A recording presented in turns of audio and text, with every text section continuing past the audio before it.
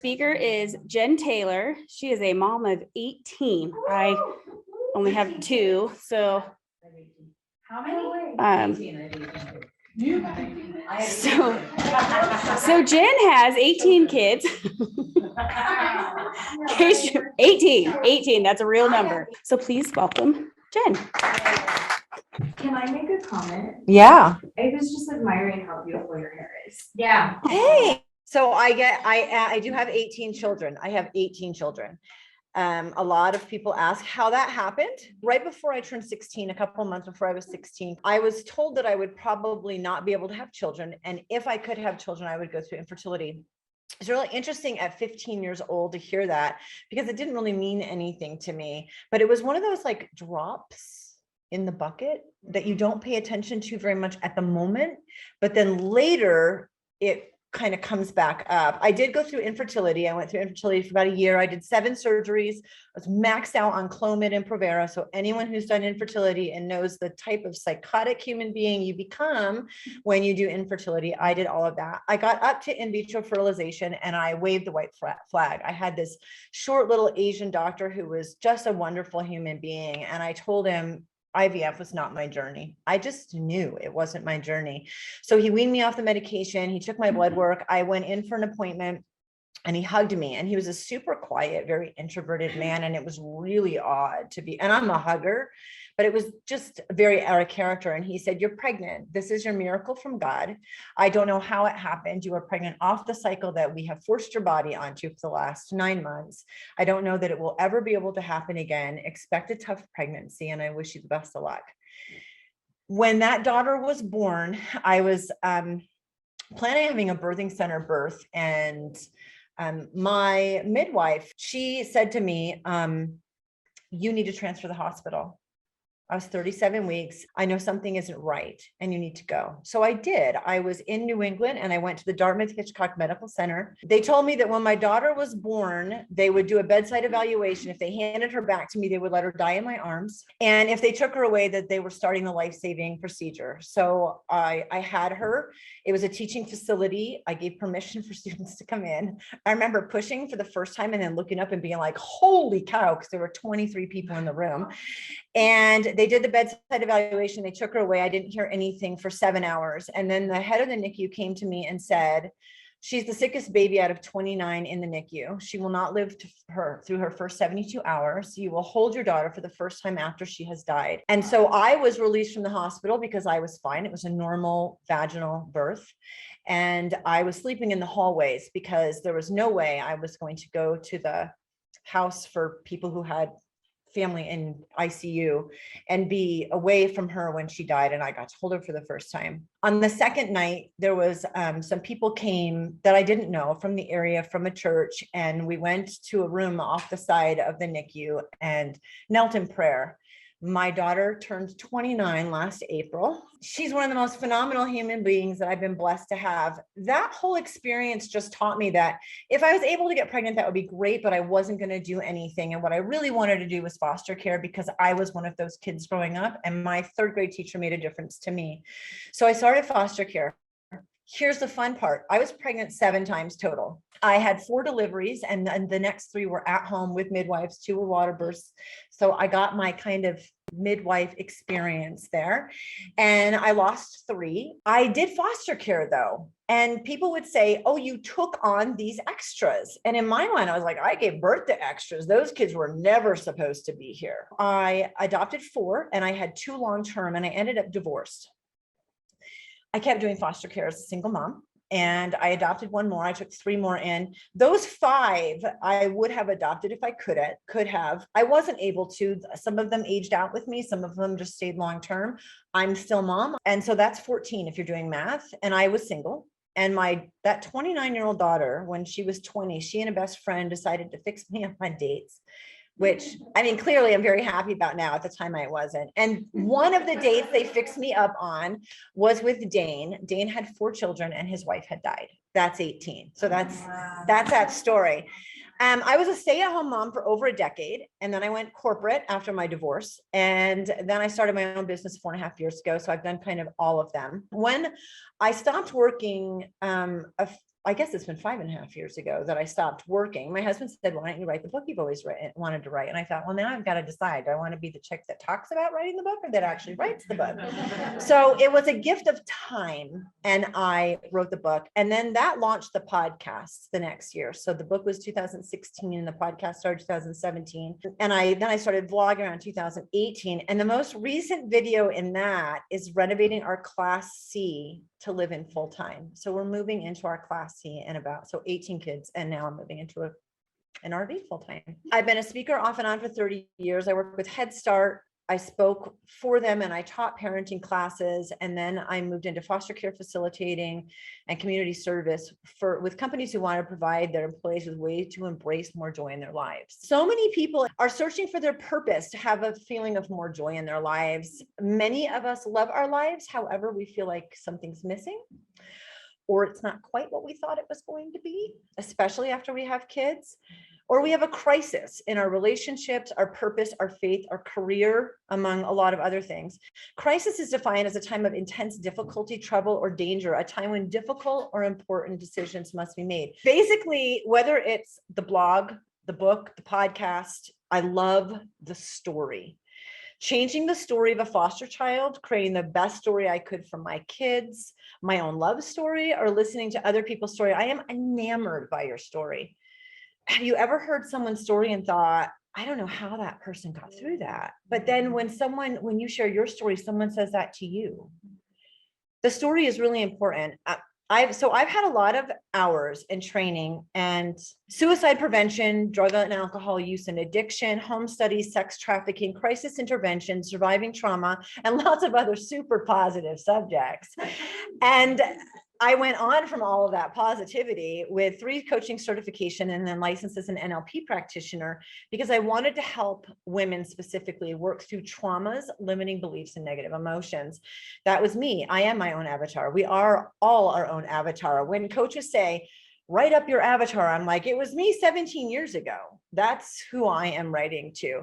And if it was me, I know it's other people. And if I got through it, I know you can. And I want to make it faster, easier, and more supported for you. My training woke me up to the fact that we address issues as if we're in the emergency room. They come from a place of negativity, and I wanted to change that. I was going to talk about reducing stress and conflict and negative and preventative medicine. But I want you to understand is that the way that we can make an impact in each other's lives is through the story. As soon as you guys heard something about me, what did you say? You wanted to know more. And I know 18 kids is that's not common.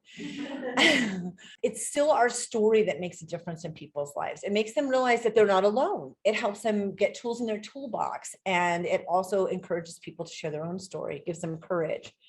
When I published my book, I wanted to make a difference to the reader, but if people don't read it, it won't make a difference. So I will email anyone who wants the book. I just email it for free. So today, what I am actually talking about, what it's like to see someone for the first time. So when I walked in today, I hadn't seen Pamela in probably 2 years.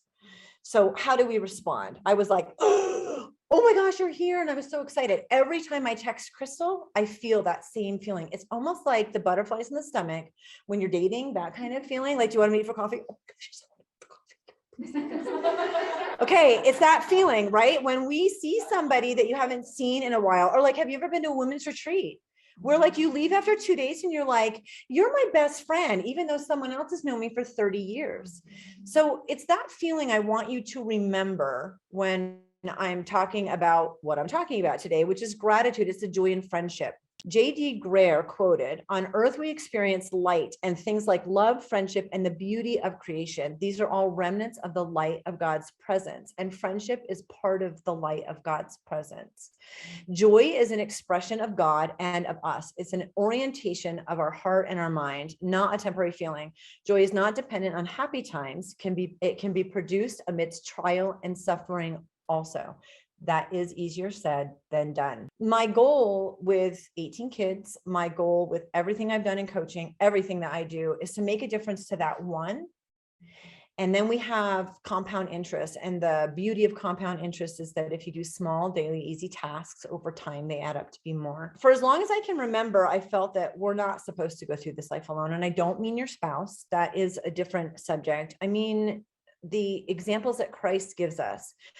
even though he was perfect, he still gathered up disciples to share in his journey. He didn't need them. He wanted them. And those disciples are always what I felt like I wanted to surround myself with, my friends that were those close people. The true meaning of a friend is found in John. And remember John 15:11, I just read about joy. If we continue that in 12, Jesus says, this is my commandment, that you love one another as I have loved you. Greater love has no one than this, than to lay down one's life for his friends. You are my friends if you do whatever I command you. No longer do I call you servants, for a servant does not know what his master is doing, but I have called you friends, for all things that I heard from my Father I have made known to you. You did not choose me, but I chose you and appointed you that you should go and bear fruit, and that your fruit should remain, that whatever you ask the Father in my name, he may give you. These things I command you, that you love one another. The disciples are Jesus's friends because he spoke to them openly. What does he say about being a friend? His command is this: love each other as I have loved you. Not only did Christ gather disciples around him, he also called them friends. In fellowshipping, Ecclesiastes 4:9-12 says, and this is great because we need to start a girl band. Two are better than one because they have good reward for their labor. For if they fall, one will lift up his companion. But woe to him who is alone when he falls, for he has no one to help him up. Again, if two lie down together, they will keep warm. But how can one be warm alone? Though one may be overpowered by another, two can withstand him, and a threefold cord is not quickly broken. I was like, this is the girl band that needs to be created. Thessalonians 3:12 says, and may the Lord make you increase and abound in love to one another and to all, just as we do to you. We're taught through fellowshipping to treat each other with overflowing love. I'm going to read, these are great books. They're from Aubrey Coleman from the Daily Grace Company, and I love them. And I'm just going to plagiarize her. Thank you, Aubrey Coleman. I give all the credit to you. Some of us will face unspeakable trials and tragedies in this life. As we live and move and have our being on this earth, suffering is inevitable. Burdensome circumstances expose our hearts to the core. They reveal our fallen nature, our weakness, and what hurts us most. Many of us have experienced bodily responses to our emotions and suffering. We might feel physical pain in our gut as a relationship ends, or we face the news of losing a loved one. We may lose our appetite or feel weak as we walk through trials we could have never imagined walking through. We may even suffer from a long-term illness that dramatically affects the way we live. Our emotions in these moments can motivate us in all sorts of ways. Our emotions can cloud our judgment or overwhelm us by our hopelessness that we feel trapped in our own emotions. They can encourage us to isolate ourselves. Our emotions can become a deceptive motivator when we do not think of them rightly, even to the point that emotions feel like our identity. But even in the midst of suffering, our emotions can serve us when they motivate us towards God's help and strength instead of to ourselves. There are issues that are unique to us as women. Menstruation, loss of virginity. I know men lose their virginity too, but it doesn't feel quite the same to them as it does to us. Pregnancy, childbirth, miscarriage, infertility, menopause. We've been talking about that tonight. I'm postmenopausal, so I am not hot flashing right now. And the emotions that are God-given to women specifically. So why are we mean to each other? Why don't we talk about these issues openly? As a matter of fact, why is it embarrassing to have tampons on the conveyor belt when we're checking out at the grocery store? Like every woman in there either has or will have gone through having a period and needing a pad. Why don't we lean on each other more? In the struggles we have in life, I'm going to talk, I have my story that I can share with you. And I don't know if it's fortunate or unfortunate. Sometimes it feels both, that I personally have deep understanding surrounding grief and loss. We felt a lot of that in the pandemic, and I'm not talking about things politically or where you stand on anything. We've all felt an acute sense of loss, a loss of control, a loss of jobs, a loss of finances, a loss of friendship, a loss of connecting with each other.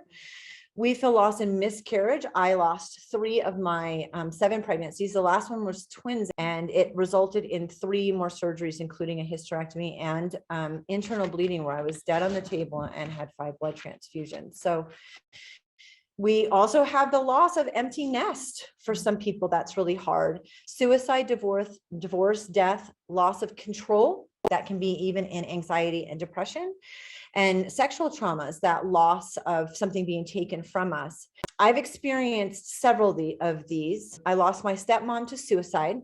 I've had 3 of my kids where I caught or their attempts were not successful. I've been divorced. And other than the death of people that have been close to me, including my stepmom, I lost my son, Christopher. He went missing at 23 years of age. He was a missing person for 4 years. They found his body a year ago on August 6th. I always thought as a mom, the hardest thing to ever go through would be the loss of a child. And the only thing that would keep me grounded was the fact that I was a mom to other children. And I can tell you that I was 100% correct. And I am sad that I had to learn that. Why I tell you this is because I want you to know I see you. I see you. Going through these trials and making a difference to one, I already said was my motivation. God's giving me this innate gift to find the silver lining in every situation. And I don't know why or how I do it, but I love the fact that I can pass that on. Combine what we've discussed today, what I've discussed today about joy and friendship. We will go through trials, and they're not small things. And not only do we have God's grace and mercy, we have each other. This is a reminder and an encouragement to talk with each other, to lean, to share our stories, to embrace each other a little bit more. We're told what friendship looks like and taught that we can feel joy even in hard times. Acts 20:24 says, but none of these things move me, nor do I count my life dear to myself, so that I may finish my race with joy and the ministry which I received from the Lord Jesus to testify the gospel of the grace of God. So run your race with endurance, the race that is set before you, and embrace each other a little tighter. Thank you so much.